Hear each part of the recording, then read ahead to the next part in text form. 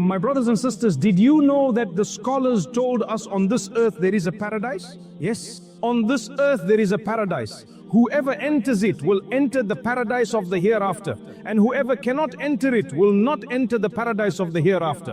What is this paradise? It's not made of gold and silver.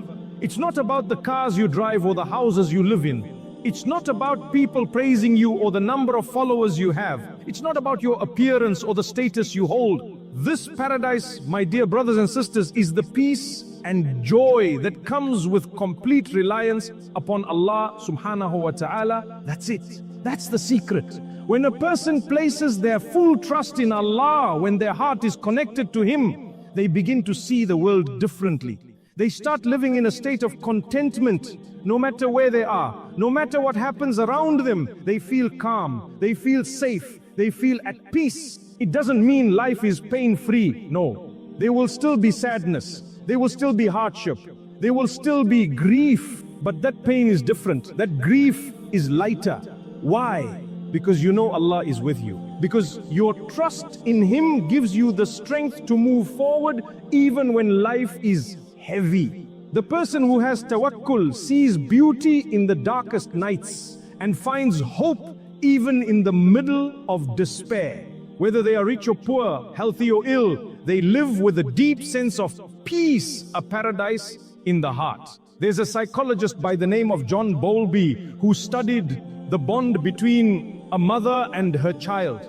He found that when a child is securely connected to their mother, when they feel her heartbeat, her warmth, her presence, they grow up feeling safe, protected, and emotionally strong. Now imagine a connection even stronger than that, a connection with the one who created you, who knows your pain, who hears your silent prayers, and who never leaves your side. That connection with Allah gives you a kind of strength that the world cannot give.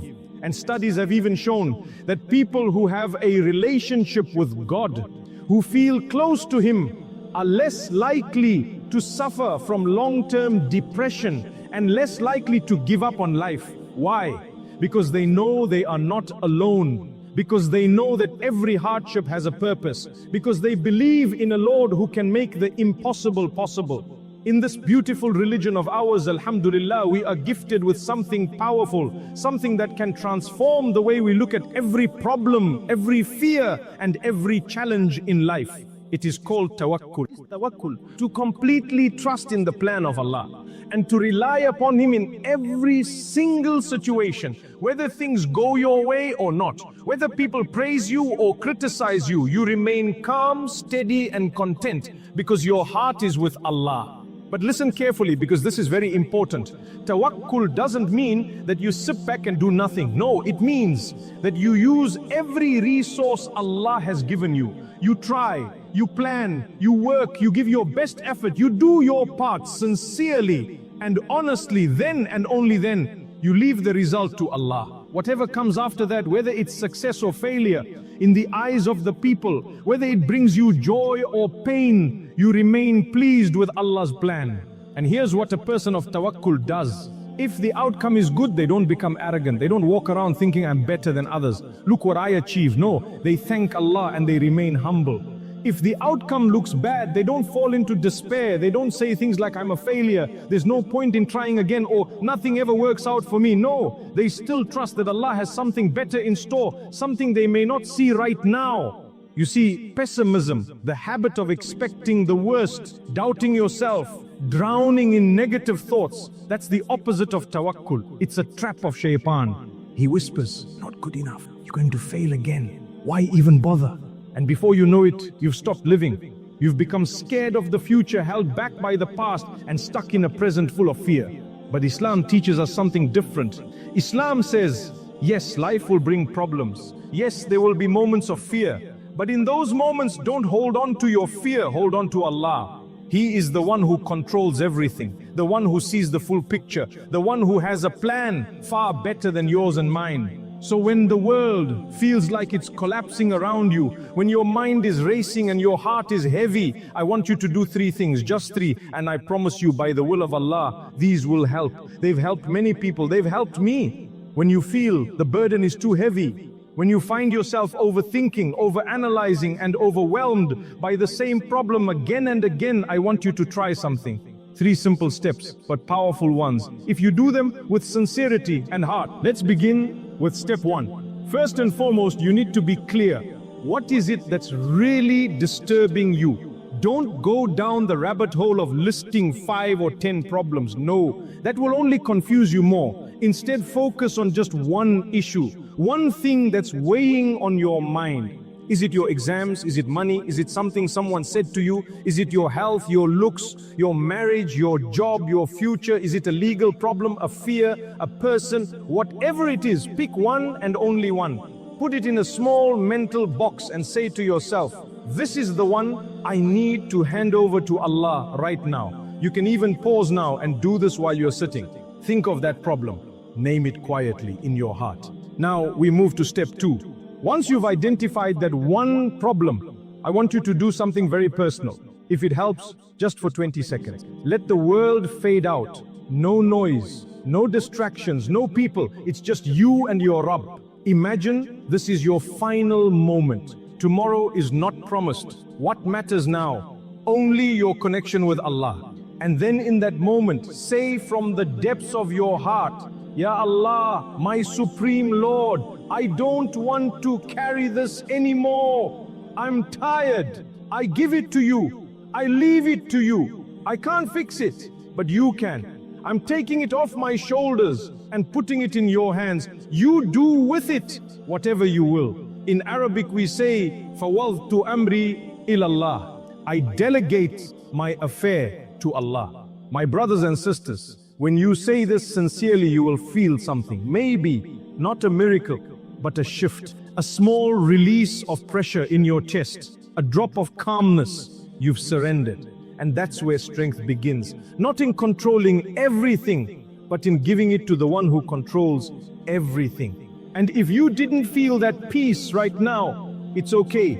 Try again later in a quieter space, maybe at night when the kids are asleep, maybe when you're alone, but make time for it. And now for step 3, and this one is often the hardest. Once you've handed your problem to Allah, don't hang around expecting a certain outcome. Don't start thinking, okay, now Allah will fix it this way or that way. No, that's not tawakkul. That's still control.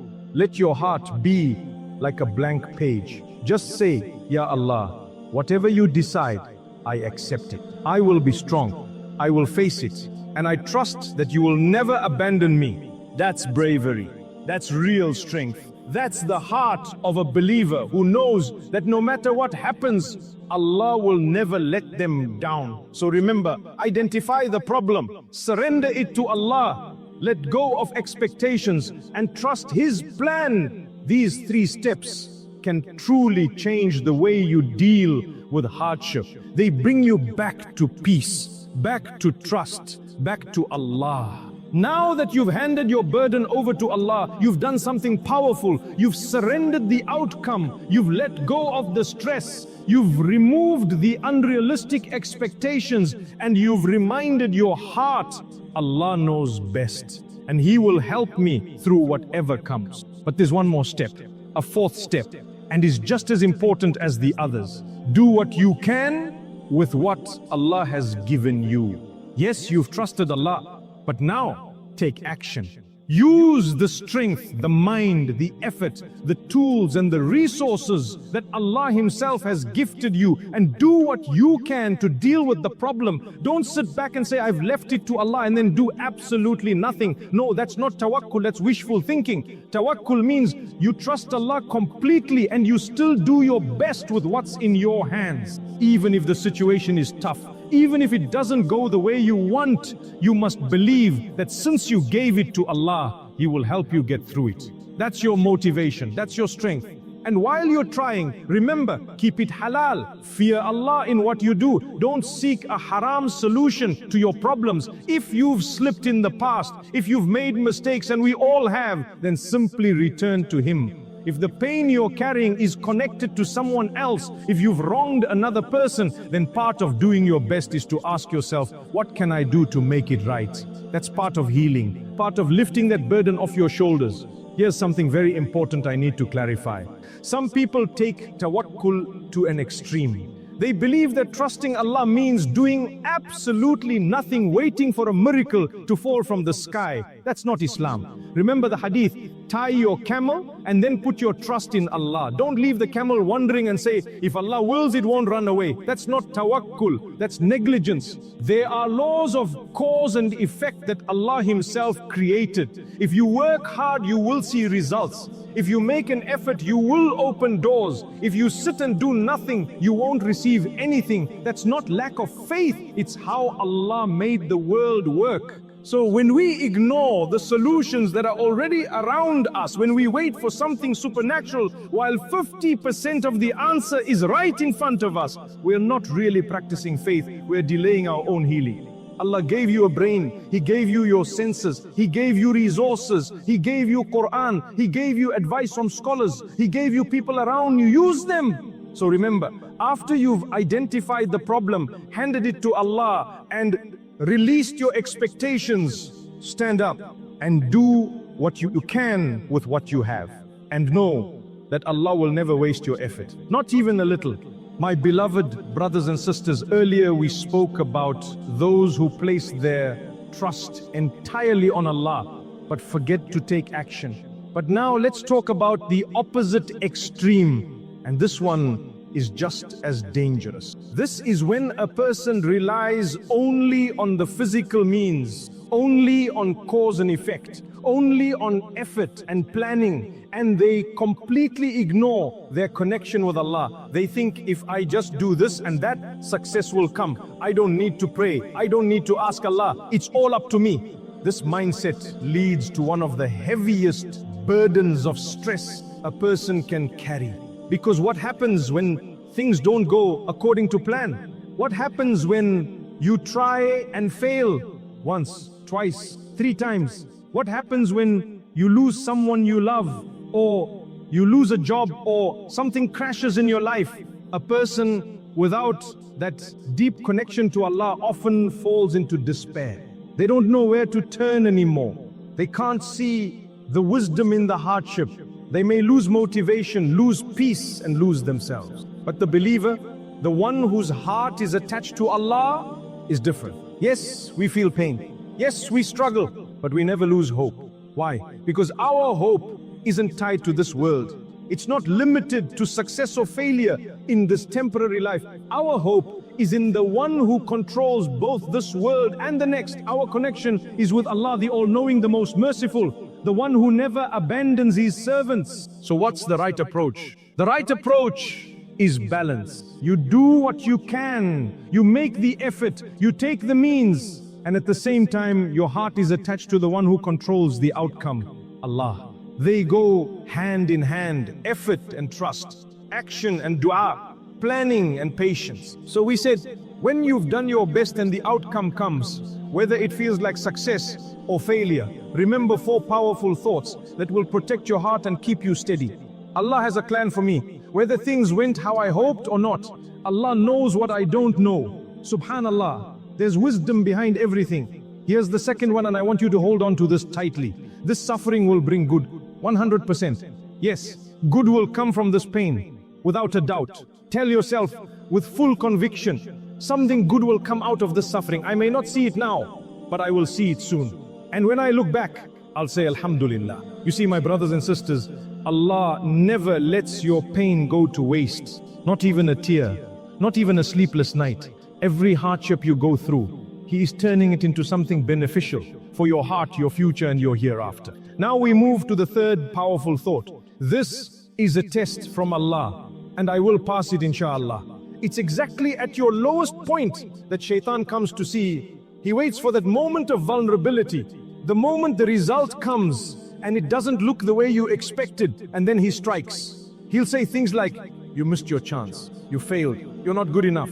Why did you rely on Allah? It didn't work, did it? You prayed, you made dua, you tried, and you still failed. What's the point? Sound familiar? Sometimes you'll even whisper in a way that sounds pious. Pray more, do more, do more, do more. And when the outcome isn't what you hoped, he'll turn on you and say, see, it didn't work. You did all that praying and still nothing happened. that's when you must be alert. That's when you say, A'udhu billahi minash shaitanir rajim. I seek protection in Allah from shaitan, the accursed. On the day of judgment, Allah will expose shaitan for what he truly is. The qareen, the personal shaitan who whispers throughout a person's life, will say in front of Allah, Ya Rabb, I didn't mislead them. They were already far gone. I just whispered and they chose to listen. In another verse, shaitan will stand in hellfire and give a speech to his followers. I only called you and you answered me. So don't blame me, blame yourselves. Subhanallah. He will admit he had no power over you, none. He just whispered and you had the power to say no. So don't ever let him convince you that you're weak or worthless, because with Allah, you are strong. You can face anything. You can rise again after any fall. Finally, this is a learning opportunity. Yes, a lesson, a moment to grow, something to teach me what no book or lecture ever could. Ask yourself honestly, is it a bad thing to learn from your mistakes? Not at all. In fact, it's one of the greatest blessings. Imagine if we all made perfect decisions in life. Would that even be possible? Never. We are human, we make mistakes. Sometimes small, sometimes big. But those mistakes teach us, shape us and wake us up. Why did Prophet Adam, peace be upon him, eat from the tree when Allah told him not to? Why did Allah allow him to eat from it? Why didn't Allah stop him? Because Adam was going to learn something incredibly powerful, something he needed for the journey ahead, something we all need, the value of mercy and forgiveness. Without that mistake, Adam wouldn't have tasted regret. Without regret, he wouldn't have discovered the sweetness of being forgiven. And without that experience, he wouldn't have learned how deep Allah's mercy truly is. And that lesson is what built his strength. He stood up, he asked for forgiveness, he became better than before. And that's you and me, my brothers and sisters. We fall, but we don't fall to stay down. We fall to learn, to rise and to become better, inshallah.